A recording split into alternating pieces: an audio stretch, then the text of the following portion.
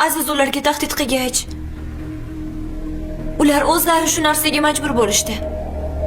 Hali Aziz shu darajaga borib yetdimi? Direktor nega chaqirtiribdi seni? Shikoyat masalasidami? Dilshod opa haqida so'radi. Xo'sh, nima deding? Sotmadingmi?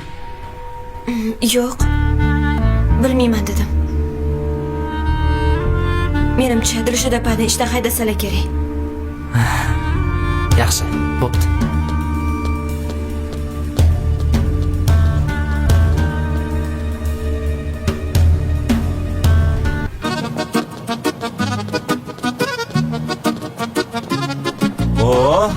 Zo'r-ku, Ha, yaxshi joy ekan. Masalan, yomon joy olib kelmayman-ku. Xullas bugun xohlagancha yeb ichar bo'ladi. Mandan grif. Malades. Mujik. Ustoz ishdan ketganini nishonlaymiz. qoyil senga.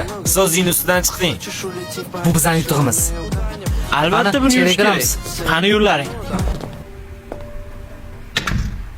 Assalomu alaykum. Va alaykum assalom. Tuzumsiz. Ishlaringiz yaxshimi? Ha, rahmat. Rahmat, xudoga shukr. Chaqirtirgan ekansiz. Bu masalani o'tirib gaplashadigan gap emas. Hozir men sizga ko'rsataman. Xo'p, tinchlik qiling. Qani yuringchi. Qani boshlang. Men bilan yuring.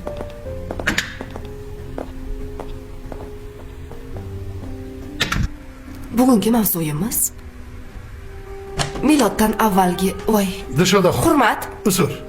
Assalomu alaykum. Va alaykum assalom. Qani o'tiringlar.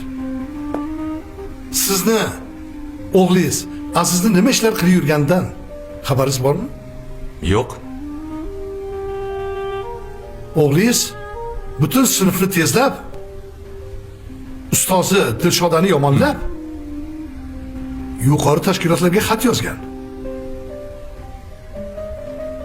Rostdanmi? Rostdan 3-4 ta o'quvchilarni Dilshoda opam mendan pul so'radi deb yozdirib, bunga tuhmat qilgan. Nuriddin aka, nima? Bolla ahmoqmi?